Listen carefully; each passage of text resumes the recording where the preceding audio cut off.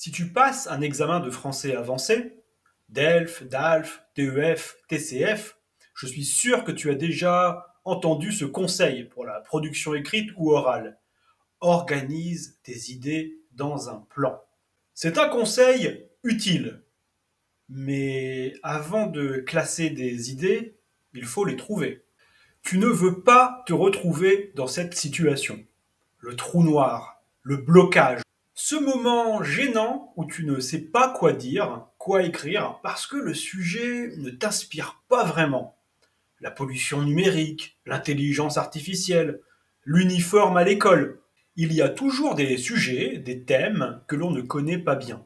Et des fois, on pense qu'il faudrait avoir de l'inspiration pour trouver des idées. C'est un peu romantique. Il y aurait des génies qui trouveraient des idées en français et les autres qui ne sauraient pas quoi dire.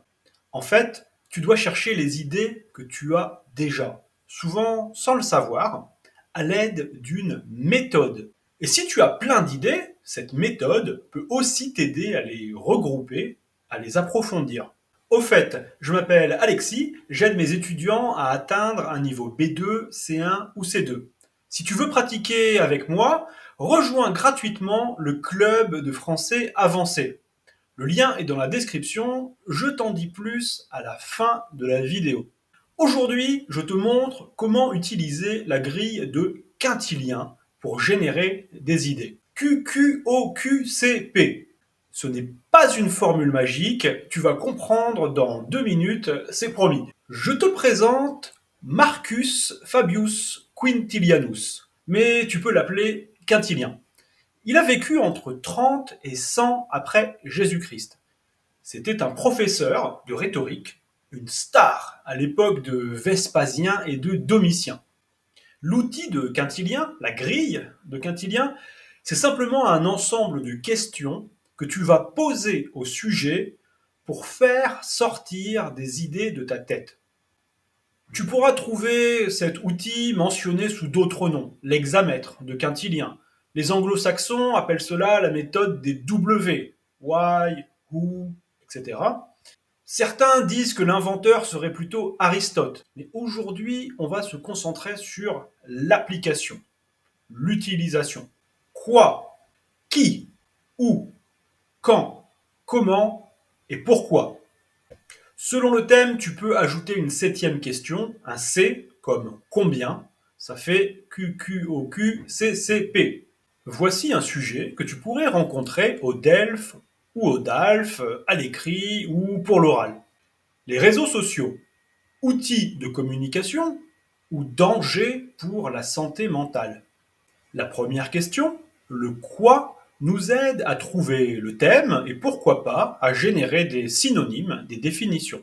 Tu peux formuler des questions plus précises comme de quoi parle-t-on ou qu'est-ce qu'un réseau social. Essayons d'y répondre. De quoi parle-t-on? Le sujet mentionne les réseaux sociaux. On va parler des réseaux sociaux. Qu'est-ce qu'un réseau social?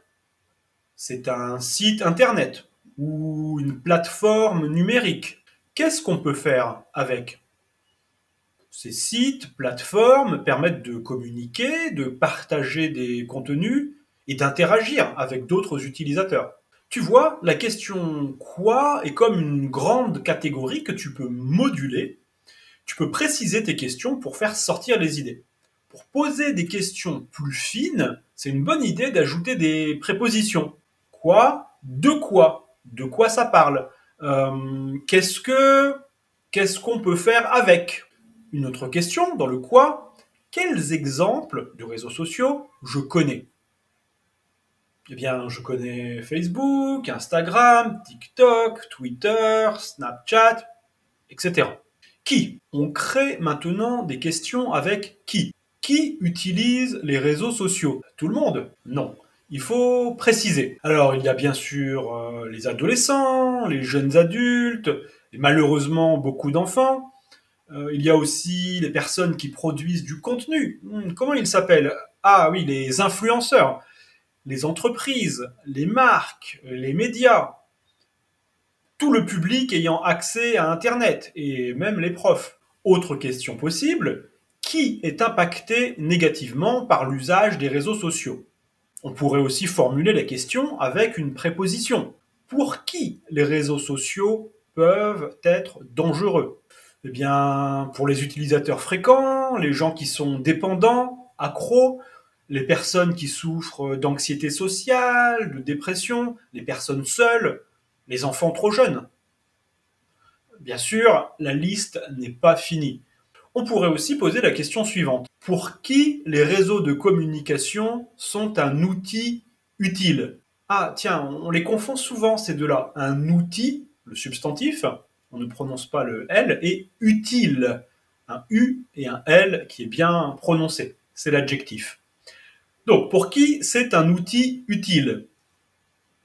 Eh bien, pour les familles, par exemple, les amis éloignés, pour les influenceurs qui peuvent s'exprimer, communiquer sur des produits, pour les entreprises qui peuvent y faire de la publicité, et pour les GAFAM, bien sûr. Les GAFAM, ce sont les énormes multinationales des technologies de l'information et de la communication. Donc GAFAM, Google, Apple, Facebook, Amazon et Microsoft. Donc c'est GAFAM qui gagnent beaucoup d'argent en vendant de la publicité. Je suis certain que tu peux continuer cette liste. Question suivante. Où? En utilisant la grille de Quintilien, tu remarqueras que pour certaines questions, il y a moins de réponses qui sortent. C'est normal. Selon les sujets, certaines questions sont plus performantes, plus pertinentes. On essaie avec ce où utilise-t-on les réseaux sociaux? Partout? Bon, ok, on peut quand même préciser partout dans le monde, là où il y a un accès Internet. Concrètement, à la maison, au travail, à l'école, dans les transports, même à vélo des fois, et encore pire, aux toilettes, malheureusement, pour certaines personnes. On pourrait aussi connecter le ou aux impacts sur la santé. Où se manifestent les impacts sur la santé mentale? Principalement dans les comportements en ligne et hors ligne, et à l'école pour les jeunes, au travail. Bon, c'est pas très productif le où, mais on a quand même trouvé quelque chose. On continue. Quand? Par exemple, depuis quand les réseaux sociaux sont-ils populaires? L'essor des réseaux sociaux a débuté dans les années 2000. Facebook en 2004, Instagram en 2010 et TikTok en 2016. Quand observe-t-on des effets négatifs sur la santé mentale? Ces effets négatifs peuvent sûrement être observés après une utilisation prolongée ou excessive, souvent chez les jeunes générations. Comment? Là, je suis sûr qu'on va trouver plein de choses. La question comment permet de générer des idées de solutions, des remèdes, des étapes, une manière de faire. D'ailleurs, tu peux mettre la vidéo sur pause et réfléchir avant que je suggère des réponses possibles. C'est toujours un super exercice pour échapper aux effets négatifs des réseaux sociaux. Tu peux aussi écrire tes propositions en commentaire. C'est parti! Comment les réseaux sociaux affectent-ils la santé mentale? Eh bien, par exemple, en promouvant la comparaison sociale constante, l'apparence, les modes de vie, ou en créant une dépendance aux likes, aux commentaires, aux interactions, ou par le cyberharcèlement dans les collèges ou les lycées, par la pression de l'image parfaite, ou la peur de manquer des informations, des tendances. Il y a cette expression d'origine anglaise, le FOMO, Fear of Missing Out, qui est pas mal utilisée, même en français. Il y a aussi l'usage prolongé qui est associé à la dépression, à l'anxiété, à l'insomnie.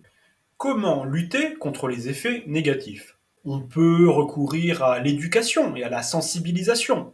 Par exemple, informer sur les dangers liés à la comparaison sociale et au cyberharcèlement. On peut limiter le temps d'écran, aussi filtrer les contenus en paramétrant pour éviter les contenus qui créent de l'anxiété. On peut aussi favoriser des interactions réelles, authentiques. On peut désactiver les notifications pour réduire les distractions. On peut accompagner psychologiquement les personnes en cas de détresse mentale. Ce qui est intéressant, c'est que tu peux combiner une question avec une sous-question. Je clarifie. Tu prends une réponse à la question « Comment ?» et tu lui poses une autre question. Par exemple, « Qui ?»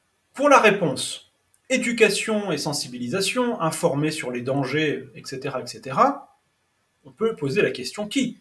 Qui doit éduquer et sensibiliser? Qui doit être éduqué et sensibilisé? Quelques réponses évidentes arrivent. Les parents doivent éduquer les enfants. Ils doivent éduquer les jeunes au risque des réseaux sociaux. Et l'école doit mener des campagnes d'information ou proposer un suivi psychologique.